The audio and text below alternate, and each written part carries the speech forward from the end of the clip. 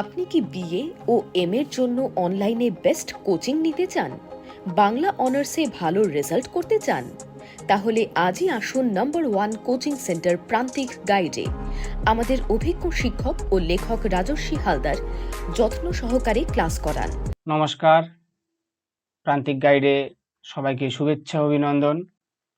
প্রান্তিক গাইডের পক্ষ থেকে আজকের নিবেদন নবান্ন নাটক, বিজন ভট্টাচার্য রচিত, অভিনীত, নির্দেশিত নাটক নবান্ন।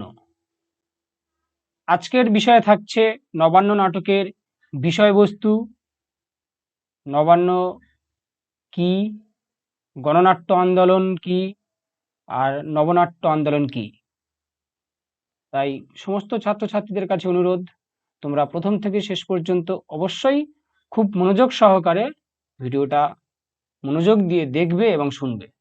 সমস্ত নাটকের বিষয়বস্তু ডিটেলস আলোচনা করব, খুব গুরুত্বপূর্ণ তথ্য আজকে তোমাদের সামনে আমি তুলে ধরব, তাই তোমরা সঙ্গে থাকবে। বাংলা নাটকে এবং নাট্যমঞ্চে বিজন ভট্টাচার্য রচিত নবান্ন এক দিশারি জয়স্তম্ভ।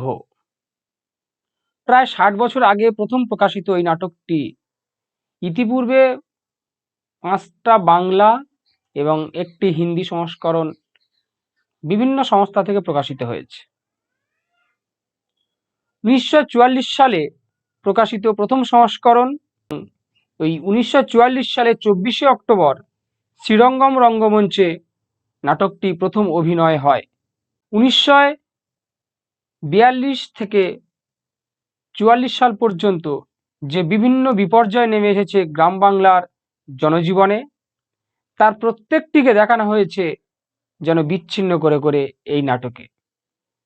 গণজীবনের বিরাট এক গোষ্ঠী নিয়ে এর পরিকল্পনা, তাতে কিন্তু এইটি আসা স্বাভাবিক, এবং গত 3 বছরের বিভিন্ন বিপর্যয়ে তারা কেউ কারুর চেয়ে খাটো নয়, যার ফলে বিভিন্ন বিপর্যয় সমন্বিত দৃশ্যগুলি সম্পূর্ণ হয়ে উঠে এসেছে নবান্ন নাটকে। নাটকটি নটনাট্যকার প্রবাদ প্রতিম বিজন ভট্টাচার্য মহাশয় উৎসর্গ করেছিলেন আমিনপুর গ্রামবাসীকে। অর্থাৎ এই নাটকের প্লট ও প্রেক্ষাপট যে স্থানকে কেন্দ্র করে, যে অঞ্চলকে কেন্দ্র করে, সেই আমিনপুর গ্রামবাসীকে তিনি এই নাটকটি উৎসর্গ করেছিলেন। নাটকের পরিচয় সমকালীন যুগজীবনের সঙ্গে ওতপ্রোতভাবে জড়িত হলেও জনমানস চেতনার একটা ধারা বিবর্তন আছে, আর সেই বিবর্তনের ইতিহাস ধরেই নাট্য সাহিত্যের কিছু পরিচয় আমরা তুলে। আরও একটা গুরুত্বপূর্ণ তথ্য হলো, এই নবান্ন নাটকটি অরণি পত্রিকায় 1944 সালে ধারাবাহিকভাবে প্রকাশিত হয়। দুর্ভিক্ষের ভয়াবহতার মধ্যে গ্রামের কৃষকদের নিদারুণ করুণ অবস্থা এই নাটকে বর্ণিত হয়েছে।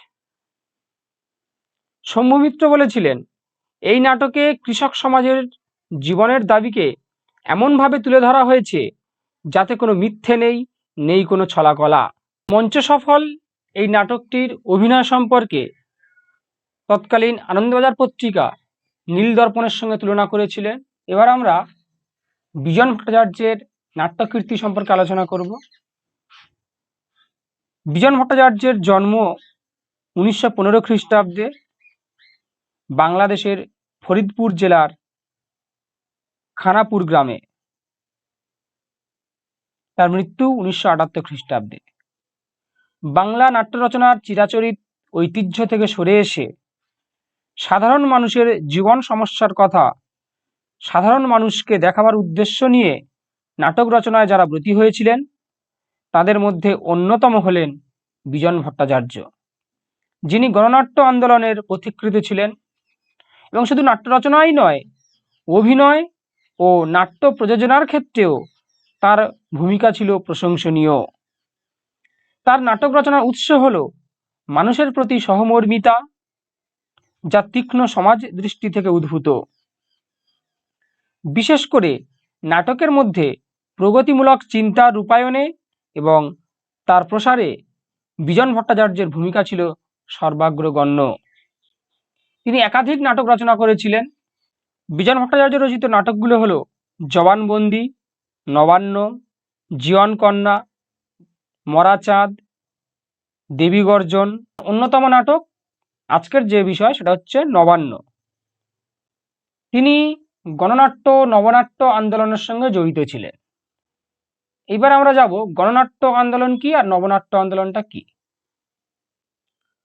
গণনাট্য আন্দোলন হলো যে নাটকে মানুষের দুঃখ, কষ্ট, দারিদ্র্য, শোষণ, নির্যাতন ও বঞ্চনার চিত্র থাকে এবং সেই শোষণ, নির্যাতন, বঞ্চনার হাত থেকে রক্ষা পাওয়ার উদ্দেশ্যে সাধারণ মানুষের অসাম্প্রদায়িক এবং সমবেত প্রতিরোধ ও গণজাগরণের চিত্র থাকে, তাকে গণনাট্য আন্দোলন বলে বা গণনাট্য বলে।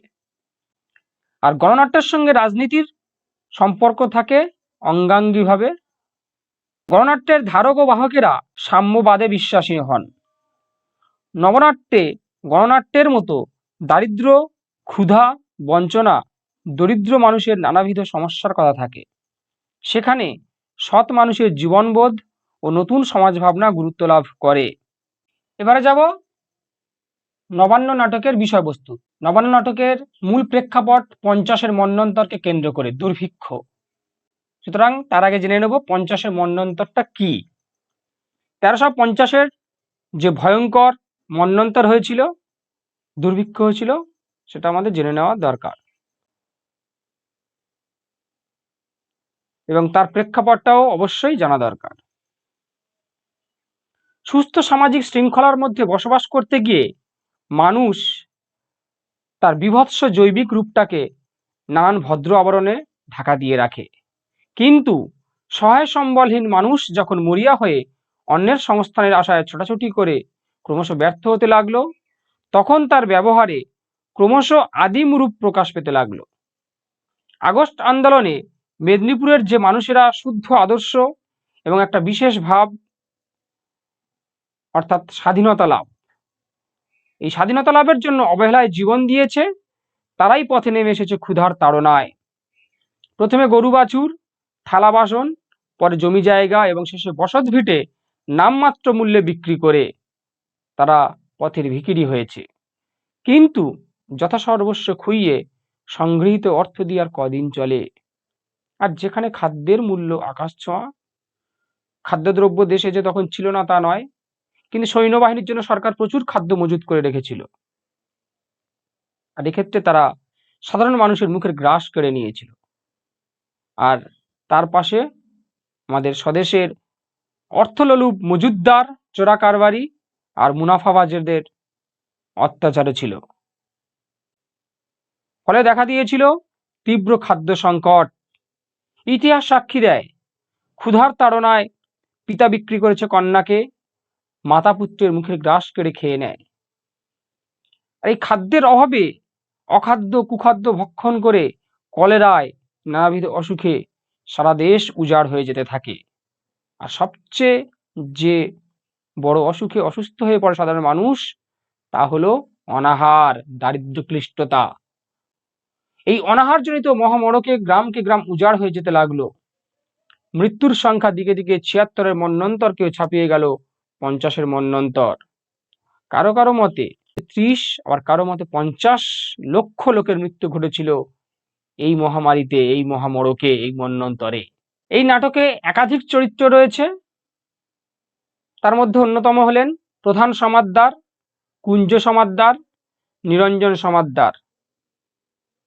এছাড়া আরো রয়েছেন মাখন, দয়াল মণ্ডল, হারু দত্ত, কালীধন ধারা, রাজীব, চন্দর, যুধিষ্ঠির, ডোম, দারোগা, ডাক্তার, দিগম্বর, পঞ্চাননী, রাধিকা, বিনোদিনী। এবং খুব গুরুত্বপূর্ণ বিষয় হলো এই নাটকটির রচয়িতা যেমন বিজন ভট্টাচার্য, এবং শ্রীরঙ্গমে অভিনয়ের সময় অর্থাৎ নাটকটি পরিচালনা করেছিলেন শম্ভু মিত্র ও বিজন ভট্টাচার্য। নাটকে রয়েছে 4টি অঙ্ক, 15টা দৃশ্য। এই নাটকে প্রধান সমাদ্দারের ভূমিকায় অভিনয় করেছিলেন স্বয়ং নাট্যকার বিজন ভট্টাচার্য। এবং নিরঞ্জন সমাদ্দারের ভূমিকায় অভিনয় করেছিলেন তৎকালীন খ্যাতনামা অভিনেতা জলদ চট্টোপাধ্যায়। এবং খুব গুরুত্বপূর্ণ বিষয় হলো দয়াল মণ্ডলের ভূমিকায় অভিনয় করেছিলেন নটনাট্যকার প্রবাদ প্রতিম নাট্যকার শম্ভু মিত্র। আরো গুরুত্বপূর্ণ একটা তথ্য হলো বিনোদিনী অর্থাৎ নিরঞ্জনের স্ত্রীর ভূমিকায় অভিনয় করেছিলেন খ্যাতনামা অভিনেত্রী তৎকালীন সময়ের বিশ্ববন্দিত অভিনেত্রী তৃপ্তি ভাদুড়ী মিত্র। ফ্যাসিবাদী লেখক ও শিল্পী সংঘের নাট্য বিভাগ হিসাবে 1942 খ্রিস্টাব্দ গণনাট্য সংঘের জন্ম হয়েছিল। ভারতীয় কমিউনিস্ট পার্টি ছিল এই গণনাট্য সংঘের পথ প্রদর্শক এবং সে কথাটা স্বয়ং নাট্যকারও একবার স্বীকার করেছিলেন যে এই কমিউনিস্ট ভাবাদর্শ তাকে নাট্যকার রূপে রূপান্তরিত করেছিল, নাট্যকার রূপে জন্ম দিয়েছিল। এই নবান্ন নাটক অরণি পত্রিকায় 1944 সালে ধারাবাহিকভাবে প্রকাশিত হয়েছিল, সেটা পূর্বে উল্লেখ করেছি। 1944 সালে নবান্ন নাটক মঞ্চস্থ করার প্রস্তুতি যখন শুরু হয় তখন ভারতবর্ষের রাজনীতি, সমাজনীতি, অর্থনীতির চিত্র দ্রুত বদলাতে শুরু করেছে। নবান্ন নাটকের চতুর্থ সংস্করণের ভূমিকায় ভারতবর্ষের যে অবস্থার বর্ণনা দেওয়া হয়েছে তখন কালোবাজারি, মজুতদার এবং স্বার্থান্বেষী মহল ইংরেজদের সঙ্গে হাত মিলিয়ে দেশের সাধারণ মানুষের সর্বস্ব লুট করে নেবার ষড়যন্ত্রে মেতে উঠেছে। মাঠকে যারা ভরণ পোষণ করে এসেছে সেই কৃষক শ্রেণী ভূমিহীন কৃষকে রূপান্তরিত হয়েছে, এসেছে দুর্ভিক্ষ। একদিকে স্বাধীন ভারতের পরিকল্পনা, অন্যদিকে কাতারে কাতারে মানুষ না খেতে পেয়ে গ্রাম ছেড়ে শহরে চলে আসছে। বিজন ভট্টাচার্য নবান্ন নাটকের মাধ্যমে দেশের মানুষের কাছে দেশের এই অবস্থার বিবরণ তুলে ধরেছেন। 1944 অক্টোবরে শ্রীরঙ্গমে নবান্নের প্রথম অভিনয় হলো। আর প্রথম দিনের সেই অভিজ্ঞতার কথা জানাতে গিয়ে শিল্পী শোভা সেন লিখেছিলেন খুব মর্মান্তিক হৃদয় বিদারক কথা। পর্দা উঠল, প্রথম দৃশ্য শুরু হলো। 42 পটভূমিকায় মেদিনীপুরের কৃষকদের সংগ্রাম। দৃশ্যের শুরু থেকেই পটভূমি রক্তিম, শুরু হয় হৈ হৈ, উত্তেজনায় যেন ফেটে পড়ছে গ্রামের কৃষকরা। আন্দোলনে শরিক কৃষকরা সেদিন অগ্রপশ্চাৎ বিবেচনা না করেই ঝাঁপিয়ে পড়েছিল। পঞ্চাননী ওরফে মাতঙ্গিনী হাজরাকে দর্শক দেখতে প্রায় এই দৃশ্যে। সমস্ত দেশের মানুষের কথা আমরা নাটকের চরিত্রের মধ্যে দিয়ে বলতে পেরেছি, এই বোধই সেদিন আমাদের উদ্বুদ্ধ করে তুলেছিল। নাটক যে সাধারণ মানুষের মনের ভাবকে বৈপ্লবিক পরিবর্তন করতে পারে, নবান্ন তা প্রমাণ করলো। এই নাটকে দেখি 1350 মন্বন্তরে এই নাটকের পটভূমি। সেই সূত্রে নাটকের আখ্যান এসেছে ভারতের স্বাধীনতা আন্দোলনে স্বাধীনতা সংগ্রামীদের আত্মত্যাগ, ব্রিটিশ সাম্রাজ্যবাদী সৈন্য ও পুলিশের পাশবিক অত্যাচার, বন্যা, দুর্ভিক্ষ, মহামারীতে মানুষের মৃত্যু এবং ব্যবসাদার কালোবাজারিদের চক্রান্তে গ্রামের সাধারণ মানুষের শোচনীয় অবস্থা। এবং মারি মড়কের সঙ্গে এসেছে লোভ লালসার বিচিত্র রূপ। স্বার্থান্বেষী ও চক্রান্তকারী মানুষেরা নারীকে সহজে অল্প দামে কিনে ব্যবসার কাজে লাগিয়েছে। প্রধান সমাদ্দারের 2 ছেলে ভূপতি, শ্রীপতি ব্রিটিশ সৈন্যের গুলিতে মারা গেছে। খাদ্যশস্যের ব্যাপক অভাব দেখা গেছে গ্রামে। তত্রতত্র চলেছে গুলি, আগুন, লুঠতরাজ। প্রায় শোনা গেছে ক্ষুধার আর্তনাদ, চিৎকার ধ্বনি। কাতারে কাতারে মানুষ মরেছে।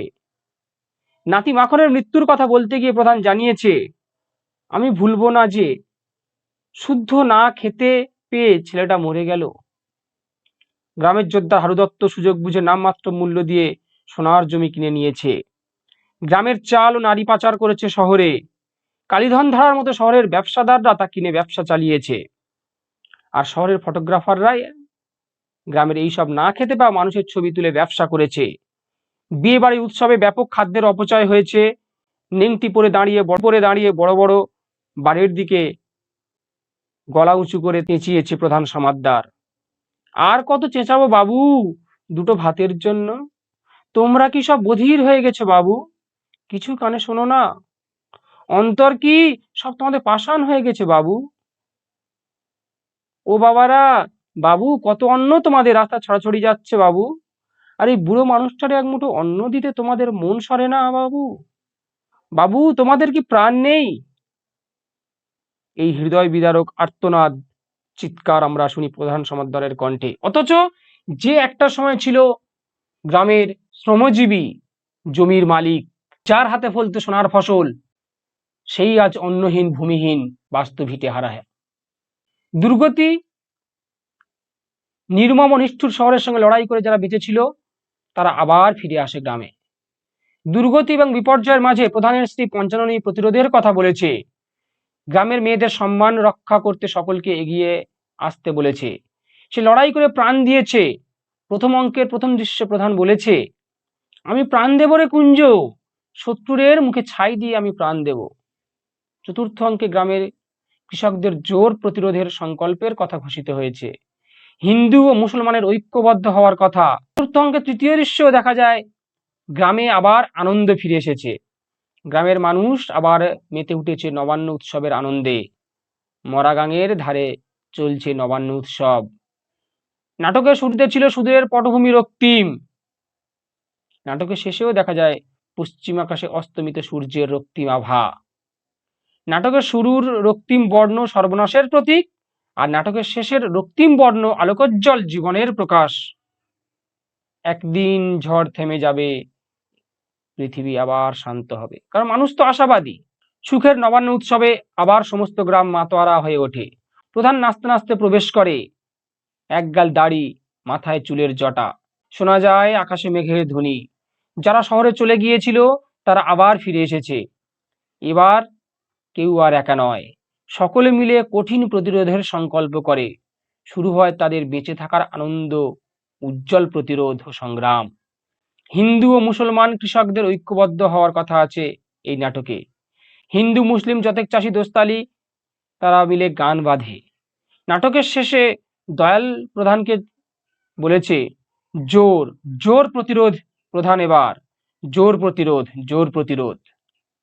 প্রধান সঙ্গে সঙ্গে আবেগে বিহলিত হয়ে দয়াল বলে জোরে চিৎকার করে দয়ালকে জড়িয়ে ধরেছে। আমিনপুরের কৃষকেরা হিন্দু মুসলমানের ভেদাভেদ ভুলে ছোট ছোট ভুলগুলো সংশোধন করে নিয়ে ঐক্যবদ্ধ হয়ে উঠেছে। প্রতিরোধের ঐক্য। ভবিষ্যতের জন্য তারা ধর্মগোলা স্থাপন করেছে। অথচ নীলদর্পণ নাটকে এইরকম অত্যাচার ও দুর্গতি চিত্র থাকলেও প্রতিরোধের কিন্তু কোনো চিত্র ছিল না। সমস্যা থেকে উত্তরণের কোনো পথও ছিল না। নাটকে নাট্যকার দুর্গতি ও প্রতিরোধের মধ্যে প্রতিরোধকে প্রাধান্য দিয়েছেন বলেই নাটকের নাম মন্বন্তরের পরিবর্তে তিনি রেখেছিলেন নবান্ন।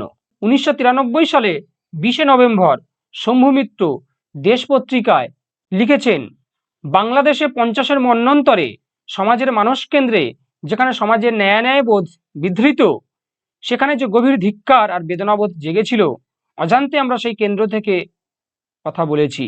তাই মানুষের সূক্ষ্ম অনুভূতিগুলো জাগাতে পেরেছি। এটা কেবল শিল্পের বা প্রয়োগের কৌশলবশত নয়,